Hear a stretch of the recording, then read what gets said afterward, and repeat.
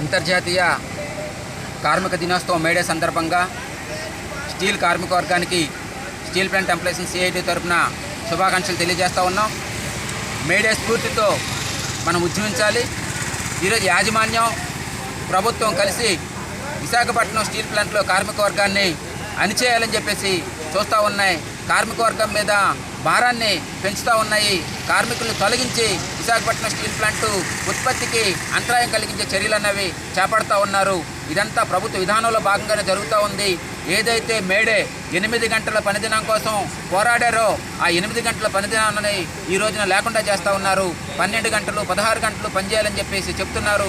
దానికి అనుగుణంగా లేబర్ కోడ్లో మార్పులు తీసుకొస్తా ఉన్నారు. లేబర్ చట్టాలని ఏదైతే పోరాడి సాధించుకున్న చట్టాలు ఉన్నాయో ఆ చట్టాలను రద్దు చేసి లేబర్ కోడ్ని ఈరోజు తీసుకొచ్చేసి కార్మికుల్ని బానిసలుగా చేసే పరిస్థితులను తీసుకొస్తా ఉన్నారు. ఇది కరెక్ట్ కాదు. ఈ విధానాలు మార్చుకోవాలని చెప్పేసి మే 20వ తారీఖున మొత్తం దేశవ్యాప్తంగా కార్మిక వర్గం సమ్మె చేస్తూ ఉంది. కార్మిక వర్గం సమ్మెకి కర్షకులు ఎవరైతే ఉన్నారో, రైతాంగం ఎవరైతే ఉన్నారో వీళ్ళు దేశవ్యాప్తంగా హర్తాలు ప్రకటించి మద్దతు తెలియజేయడం జరుగుతూ ఉంది.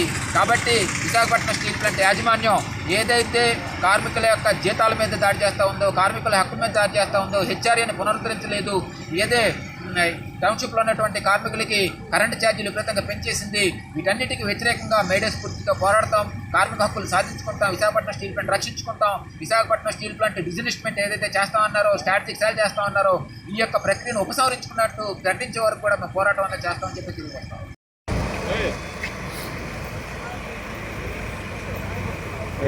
ప్రపంచ కార్మిక దినోత్సవం మేడే సందర్భంగా స్టీల్ సిఐటి ఆధ్వర్యంలో ఎడ్మిన్బిల్ జంక్షన్లో రెడ్ షర్ట్ వాలంటీర్స్ కావచ్చు చేస్తూ ఉన్నారు.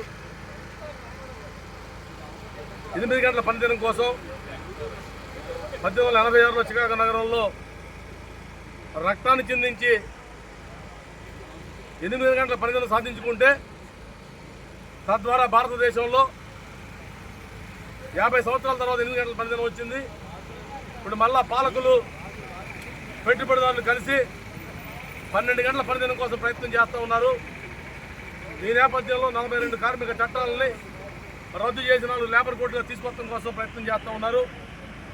దీనికి ఈ పార్టీ ఆ పార్టీలతో సంబంధం లేకుండా వామపక్షాల మినహా అందరూ కూడా పార్లమెంట్లో ఓటేసి లేబర్ కోడ్లు చేయకొడతా ఉన్నారు. పని ప్రదేశంలో యూనియన్లు ఉండకూడదు అంటూ ఉన్నారు. యూనియన్లు ఉంటేనే స్టీల్ ప్లాంట్లో ఏం మనం చూస్తూ ఉన్నాం. ప్రభుత్వ రంగాన్ని బలహీనం చేస్తూ ఉన్నారు. రిజర్వేషన్ల వ్యవస్థను చిన్నాభిన్నం చేస్తూ ఉన్నారు. ప్రజల సొమ్ము కొద్దిమంది దగ్గర చేరి ఆదానీలు అంబానీలు పెద్దవాళ్ళు అవుతున్నారు తప్ప సామాన్య ప్రధానికం కానీ బడుగు బలహీన వర్గాలు కానీ ముందుకు పోయేదానికి అవకాశం లేకుండా చేస్తూ ఉన్నారు. ఈ నేపథ్యంలో ప్రపంచవ్యాప్తంగా కార్మికులను జరుపుకున్న మేడే పర్వదినాన్ని ఇక్కడ సెలబ్రేట్ చేస్తా సిఐటిగా ప్రతినిధి పోతా ఉన్నాం. స్టీల్ ప్లాంట్లో ఎర్రర్స్ వెంటనే చెల్లించాలని, హెచ్ఆర్ఏ పునరుద్ధరించాలని, కరెంట్ ఛార్జీలు తగ్గించాలని, మ్యాన్ పవర్ని ఎవరిని కూడా తీయకుండా పూర్తి స్థాయి ఉత్పత్తి వైపు మానవులను ఉపయోగించి పూర్తి ఉత్పత్తి తీయాలని చెప్పేసి డిమాండ్ చేస్తూ మా మేడే కార్యక్రమం కొనసాగుతూ ఉన్నాయి.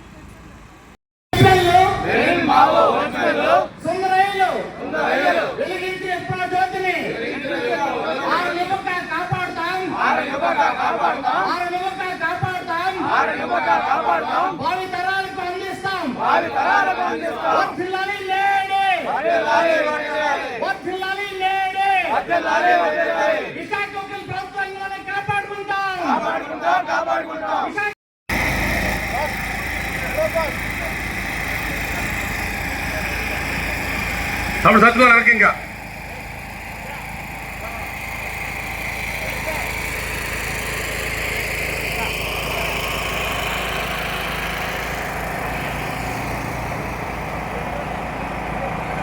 సరిదాలు బ్యాక్ లేదు ఇంకా టీవీకి రాదు పంపించాలి. Left right central level left right చూసుకోండి. నేను సెట్ చేయండి. సూర్యాడు గారు రావాలి లెఫ్ట్ రైట్. బాబా కారు ముందు తీసిరా, కారు ముందుకు వచ్చాయి.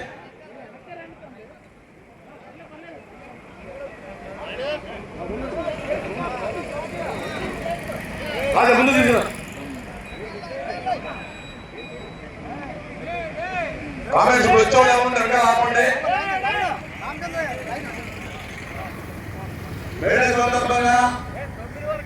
మన ఈమెయిల్ జెండాని రాష్ట్ర సిఐటి ప్రధాన కార్యదర్శి నరసింహ గారు ఆవిష్కరిస్తారు. అందరూ కూడా ఇక్కడ ఉన్న నాయకులు సెక్రటరీ మెంబర్ రామారావు అందరూ కూడా జెండా తెలిపారు. జెండా ఎక్కడ అక్కడే ఉండండి.